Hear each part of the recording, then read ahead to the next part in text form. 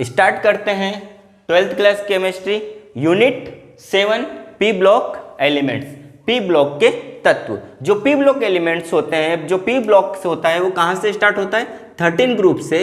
वो कहाँ से स्टार्ट होता है? 13 ग्रुप से 18 ग्रुप तक। कहाँ से होता है? 13 ग्रुप से 18 ग्रुप तक। जो 13 ग्रुप का फर्स्ट एलिमेंट है वो कौन सा है? बोरॉन है। और क्या है? कार्बन है। 14 क्या है? कार्बन। इसमें जो चलता है वो चलती है फैमिली से। ये हो गई कौन सी? Boron family. ये कौन सी हो गई? Carbon family. Nitrogen family, oxygen family, फिर इसको बोला जाता है हेलोजन ग्रुप। क्या बोला जाता है? हेलोजन ग्रुप या सी सॉल्ट कहा जाता है। ये होते हैं, क्या होते हैं? इनको बोला जाता है नियोन, उत्कृष्ट गैसेस। क्या होती है? उत्कृष्ट गैसेस होती है। नोबल गैसेस बोला जाता है। क्या बोलते हैं इनको? Noble gases. 12th क्लास में जो पढ़ना है वो कौन से? 13 और 14 जो पढ़े थे वो 11th में पढ़ चुके हैं। अब आता है कौन सा आता है? 15 से पढ़ना है। 15, 16, 17 और 18 ये जो पढ़ना है ये किसमें होते हैं? 12th में। फर्स्ट होता है कौन सा होगा? फर्स्ट जो 15 ग्रुप है उसको बोला जाता है नाइट्रोजन ग्रुप। नाइट्रोजन इसका फर्स्ट मेंबर कौन सा है? नाइट्रोजन है। ये होती है नाइट्रोजन फैमिली। क्या बोलते हैं इसको? नाइट्रोजन फैमिली, नाइट्रोजन परिवार। इसको क्या बोला जाता है? साइनोजेंस भी बोला जाता है। क्या बोला जाता है? साइनोजेंस भी कहा जाता है। क्या बोलते हैं? साइनोजन। और बोला जाता है निकोजेंस। पी क्या रहेगा यहाँ पे? साइलेंट। निकोजेंस भी कहा जाता है। निकोजेंस कहा जाता है। क्या बोला जाता है? निकोजन। निकोजन क्या है? ग्रीक वर्ड है। क्या है? ग्रीक वर्ड है जिसका मीनिंग होता है सफोकेशन। क्या मीनिंग होता है? सफोकेशन। क्या मीनिंग होता है? सफोकेशन। इसका मतलब होता है जो नाइट्रोजन फैमिली होती है, नाइट्रोजन के जितने भी मेंबर्स होते हैं ये क्या करते हैं? सफोकेशन क्रिएट करते हैं। इसका मतलब होता है घुटन होना, यानी कि जब ये बॉडी में एंटर करते हैं तो अपने दम घुटने की बीमारी होने लगती है। क्लियर है? दम घुटने लगता है, बॉडी का क्या होगा? दम। इसका जो फर्स्ट मेंबर है इसमें कौन कौन से आते हैं? नाइट्रोजन, फास्फोरस, आर्सेनिक, एंटीमनी और बिस्मथ। क्लियर है? ये इसके फर्स्ट मेंबर है। अब आता है नेक्स्ट 16। कौन सा होगा? ग्रुप 16। फर्स्ट मेंबर कौन सा है? ऑक्सीजन, सल्फर, सेलेनियम, टेलुरियम और पोलोनियम। ये वाले जो ऑक्सीजन फैमिली है इसको क्या बोला जाता है? Oxygen family. ऑक्सीजन फैमिली को कंबाइंड जो बोला जाता है वो बोला जाता है क्या बोला जाता है? केल्कोजेंस। क्या बोला जाता है? केल्कोजेंस। क्या बोला जाता है? केल्कोजेंस बोला जाता है। क्या बोलते हैं? केल्कोजेंस बोलते हैं। और ये वाले जो सारे एलिमेंट्स होते हैं ये क्या करते हैं? ओर्स प्रोड्यूस करते हैं। क्या प्रोड्यूस करते हैं? ओर्स प्रोड्यूस करते हैं। क्या करते हैं? ओर्स का मतलब होता है खनिज उत्पादन में करते हैं। क्लियर है? अब जो नेक्स्ट होता है वो आता है 17 ग्रुप। 17 ग्रुप को बोला जाता है हेलोजन कंपाउंड। क्या बोला जाता है? Halogen group.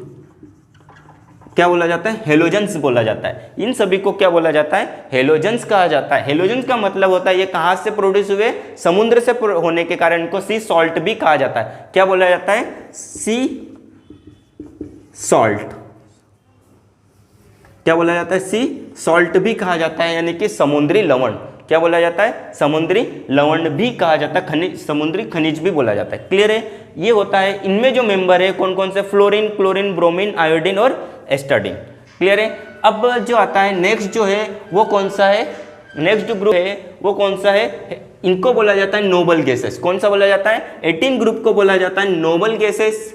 0 ग्रुप क्या बोला जाता है? Noble gases. 0 ग्रुप भी कहा जाता है। 0 ग्रुप का मतलब होता है ये क्या करती है? और इनको इनर्ट गैसेस भी कहा जाता है। क्या बोलते हैं? Inert gases. इनके जो ऑक्टेट होते हैं वो कैसे होते हैं? फुलफिल्ड होते हैं। कैसे होते हैं?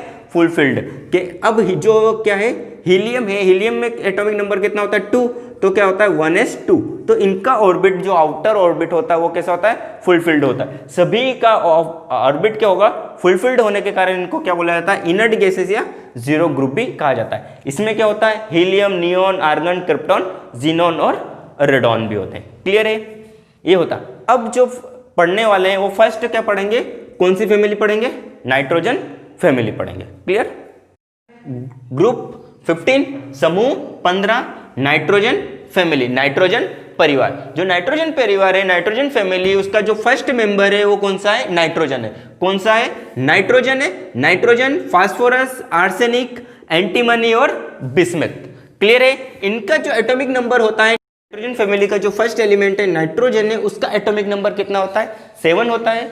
अब क्या करना है, अगर इसका एटॉमिक नंबर लिखना है तो इसमें क्या करते हैं, 8 8 कर देते हैं। क्या करना है, 8 8 करते हैं तो कितना हो जाता है, ये हो जाता है 15। कितना हो जाएगा, 15। क्लियर है।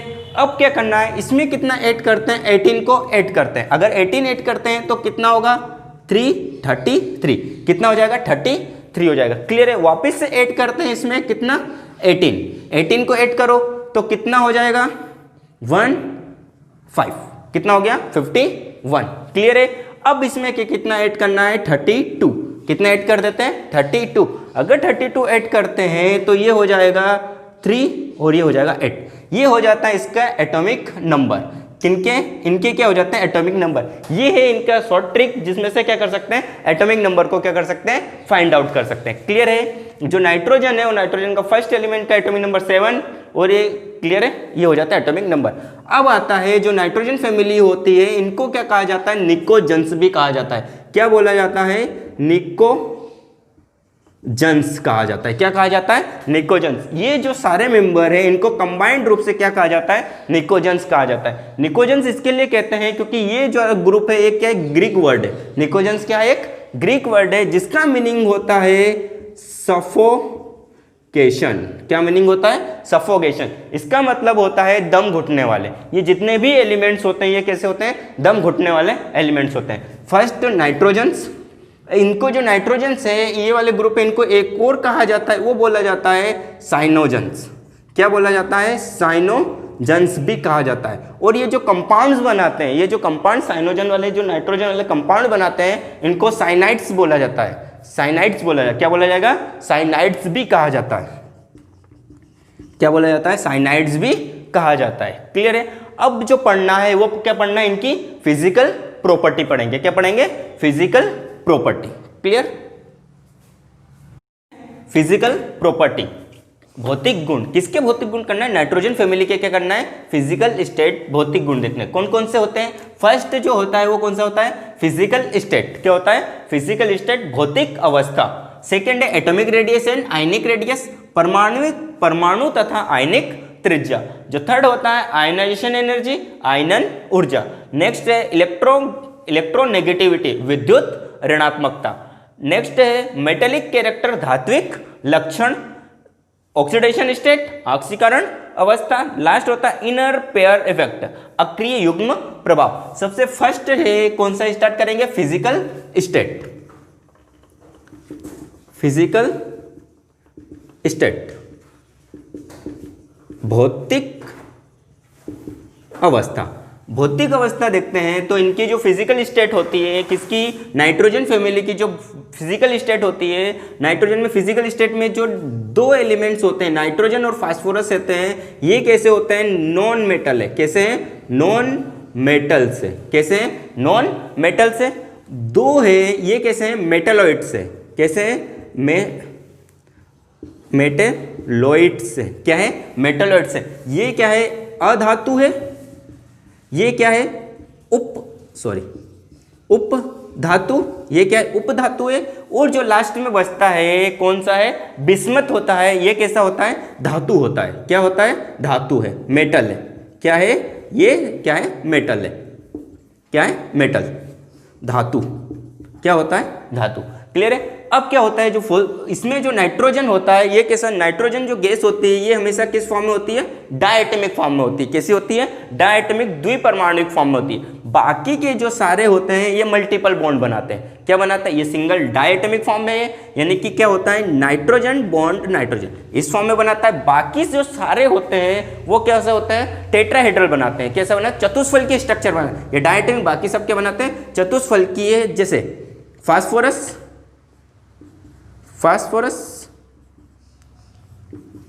ये फास्फोरस इस तरह से क्या बनाते हैं, ये चतुष्फलकीय स्ट्रक्चर, टेट्राहेड्रल बॉन्ड बनाते हैं। क्या बनाते हैं, टेट्राहेड्रल बॉन्ड बनाते हैं। क्लियर है। यानी कि एग्जिस्ट करते हैं ये किसमें, डायटोमिक फॉर्म में करता है। पी जो होता है वो P4 स्ट्रक्चर में।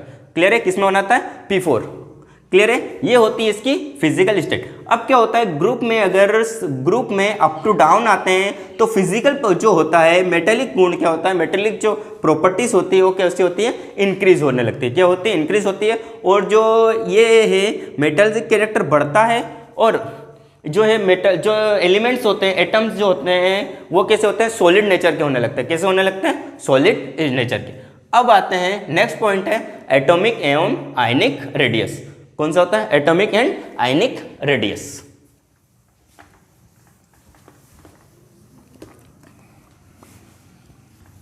कौन सा होगा, एटॉमिक एंड आयनिक रेडियस। अब क्या होगा, एटॉमिक एंड आयनिक रेडियस। जो एटॉमिक एंड आयनिक रेडियस परमाणु तथा आयनिक त्रिज्या होती है। परमाणु त्रिज्या क्या होती है, एटॉमिक रेडियस की बात करें तो क्या होगा, एटम है, एटम के न्यूक्लियस से, कहां से, एटम के न्यूक्लियस से आउटर मोस्ट ऑर्बिट में प्रेजेंट इलेक्ट्रॉन, कहां से, एटम से उसके आउटर मोस्ट ऑर्बिट में प्रेजेंट इलेक्ट्रॉन की जितने बीच की जो डिस्टेंस होती है, उनके न्यूक्लियस की और आउटर मोस्ट इलेक्ट्रॉन में जो आउटर मोस्ट ऑर्बिट में जो इलेक्ट्रॉन प्रेजेंट है, उनके बीच की जो डिस्टेंस होगी उसको क्या बोला जाएगा, एटॉमिक रेडियस। क्लियर है। अगर बात करें ग्रुप में, जैसे क्या होगा, नाइट्रोजन, फास्फोरस, आर्सेनिक, एंटीमनी और बिस्मथ।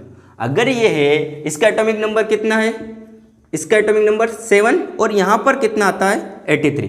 अप टू डाउन आते हैं तो क्या होता है, एटॉमिक नंबर क्या हो रहे हैं, बढ़ेंगे। क्या होता है, एटॉमिक नंबर क्या हो रहे हैं, बढ़ेंगे। अगर एटॉमिक नंबर बढ़ते हैं तो एटॉमिक रेडियस भी क्या हो जाएगी, बढ़ जाएगी। एटॉमिक रेडियस क्या हो जाएगी, बढ़ जाएगी। अगर एटॉमिक नंबर बढ़ेंगे तो उसके और नंबर ऑफ ऑर्बिट भी क्या होंगे, बढ़ेंगे। नंबर ऑफ ऑर्बिट और नंबर ऑफ सबसेल भी क्या होंगे, इंक्रीज होंगे। अगर नंबर ऑफ सबसेल इंक्रीज होंगे तो एटॉमिक रेडियस भी क्या होने लगेगी, बढ़ने लगेगी। अब बात करते हैं आयनिक रेडियस की। जो आयनिक रेडियस का मतलब होता है जब इलेक्ट्रॉन या तो डोनेट कर दे, इलेक्ट्रॉन को डोनेट करने के बाद और इलेक्ट्रॉन को एक्सेप्ट करने के बाद जो उसके पास आयंस में कन्वर्ट हो जाता है। किस में कन्वर्ट हो जाता है, आयंस में जो कन्वर्ट होता है। जैसे बिस्मथ होगा तो उस पर चार्ज होता है पॉजिटिव और इस पर नाइट्रोजन पे क्या होगा, नेगेटिव। तो ये जब आयंस में कन्वर्ट होता है, इलेक्ट्रॉन को डोनेट और एक्सेप्ट करने के बाद जो आयंस में कन्वर्ट होता है उसको क्या बोला जाता है, आयनिक रेडियस। तो वही बात हो गई, कहाँ से, न्यूक्लियस से उसके आउटर मोस्ट ऑर्बिट में जो इलेक्ट्रॉन प्रेजेंट है उनके बीच की जो डिस्टेंस होगी वो क्या कहलाएगी, उसकी ionic radius. Up to down आने पर आयनिक रेडियस भी क्या होती है, इंक्रीज होने लगती है। क्लियर है। अब जो नेक्स्ट करेंगे वो कौन सा आएगा, आयोनाइजेशन एनर्जी।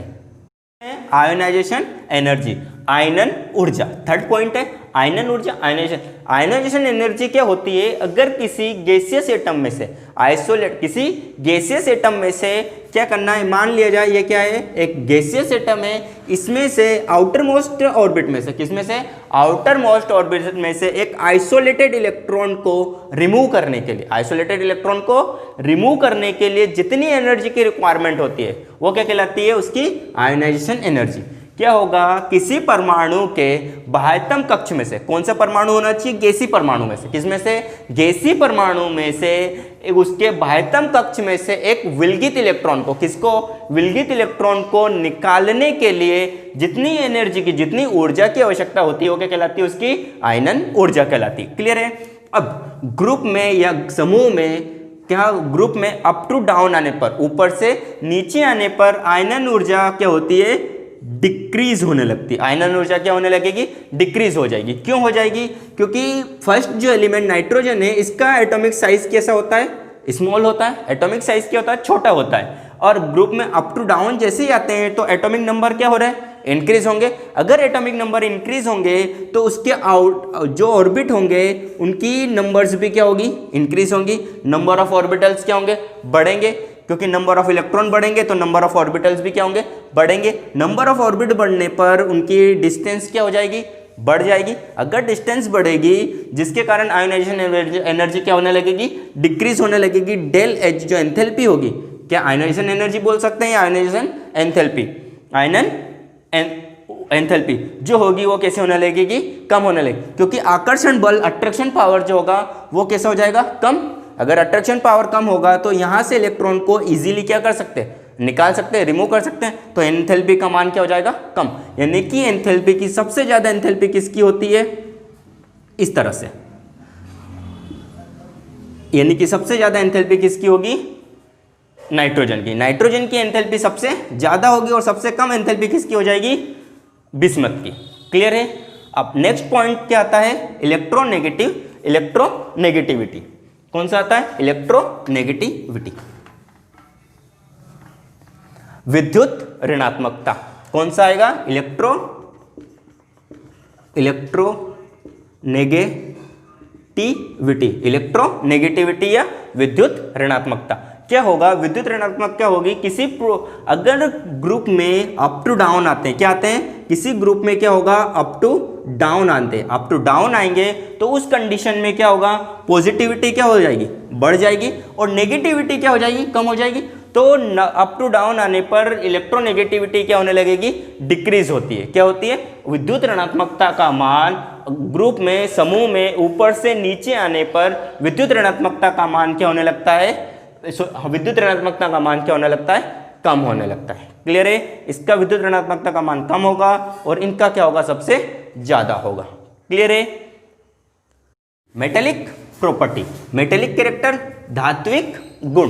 क्या होता है जब ग्रुप में, किसमें? नाइट्रोजन ग्रुप में, नाइट्रोजन फैमिली में, ग्रुप में, समूह में अप टू डाउन आते हैं। क्या आते हैं? अप टू डाउन आते हैं, ऊपर से नीचे आते हैं, तो मेटेलिक कैरेक्टर क्या होता है? बढ़ने लगता है। धात्विक गुण होता है वो क्या होता है? बढ़ने लगता है। कहने का मतलब है धातु क्या होने लगती है? बढ़ती है। ये दोनों जो होते हैं, कौन कौन से? नाइट्रोजन और जो फास्फोरस है, ये इसको कंबाइंड रूप से क्या बोला जाता है? ये होते हैं नॉन मेटल। क्या होते हैं? Non metals. क्या होते हैं? Non metals. अधातु है। क्या है? अधातु है। क्या होती है? अधातु। ये जो है आर्सेनिक और एंटीमनी, जो आर्सेनिक और एंटीमनी होते हैं, ये कैसे होते हैं? मेटेलॉइड्स होते हैं। क्या होते हैं? मेटेलॉइड्स हैं। क्या है? मेटेलॉइड्स से उपधातु होती है। क्या होती है? उपधातु। लास्ट में जो बचता है बिस्मथ, ये क्या होता है? मेटल होता है। क्या होता है? मेटल। क्या है? मेटल है, धातु है। क्या है? धातु है। क्लियर है? ये क्या होगा? नाइट्रोजन से नीचे आने पर कैरेक्टर्स जो होता है, जो कैरेक्टर से, कौन सा? धातु कैरेक्टर से मेटेलिक गुण कैरेक्टर से वो क्या होने लगता है? इंक्रीज होने लगता है। क्यों होने लगता है? क्योंकि ये क्या करते हैं? पॉजिटिविटी बढ़ने लगती है। क्या करने लगती है? पॉजिटिविटी क्या हो जाती है? बढ़ जाती है। जैसे पॉजिटिविटी बढ़ती है वो किस में कन्वर्ट होने लगता है? मेटल्स में क्या होने लगता है? कन्वर्ट होने लगता है। क्लियर है? ये होता है नेक्स्ट पॉइंट। अब जो नेक्स्ट पॉइंट है वो कौन सा है? ऑक्सीडेशन स्टेट, ऑक्सीकरण अवस्था। Clear? Next point oxidation state, ऑक्सीकरण अवस्था। ऑक्सीकरण स्टेट में नाइट्रोजन, फास्फोरस, क्या आएगा? नाइट्रोजन, फास्फोरस, आर्सेनिक, एंटीमनी और बिस्मथ। क्लियर है? इसका जो इलेक्ट्रॉनिक कॉन्फ़िगरेशन होता है, अगर इनका आउटर मोस्ट सेल का क्या किया, आउटर मोस्ट सेल में इलेक्ट्रॉनिक कॉन्फ़िगरेशन देखते हैं तो क्या होता है? NH2Np3। क्या होता है? NH2Np3 होता है। Oxidation state, outermost shell का इलेक्ट्रॉनिक कॉन्फ़िगरेशन जो होता है वो क्या होता है? NH2Np3। क्लियर है? अब जो एस ब्लॉक के जितने, पी ब्लॉक के जो नाइट्रोजन फैमिली है, उनके जितने भी एलिमेंट्स होते हैं वो क्या होते हैं? इलेक्ट्रॉन को या तो इलेक्ट्रॉन को एक्सेप्ट करके इलेक्ट्रॉन को डोनेट करने के बाद क्या करते हैं? एक स्थायित्व प्राप्त कर लेते हैं। क्या करते हैं? स्टेबल होने कंडीशन में आते हैं। क्या होते हैं? स्टेबल आने लगते हैं। वो अक्रिय गैस में कन्वर्ट होने लगता है। किस में बदल जाते हैं? अक्रिय गैस में। इसका मतलब है कि वो क्या करेंगे? स्थायित्व को प्राप्त होंगे स्टेबल कंडीशन में आने के लिए। क्लियर है? अब ये क्या करते हैं? आउटर मोस्ट सेल में से इलेक्ट्रॉन को डोनेट करते हैं। अगर पी ब्लॉक में देखें तो क्या होगा? 1, 2 और ये 3। नाइट्रोजन जो होता है, नाइट्रोजन क्या करता है? 3 इलेक्ट्रॉन को एक्सेप्ट करके उसकी ऑक्सीडेशन स्टेट कितनी हो जाती है? -3। बाकी के जो एलिमेंट्स हैं वो क्या होता है? जैसे ग्रुप में अप टू डाउन आते हैं, किसमें? समूह में ऊपर से नीचे आते हैं, तो ऑक्सीडेशन स्टेट जो होती है वो कैसी होने लगती है? +3 और +5 होने लगती है। कैसी होगी?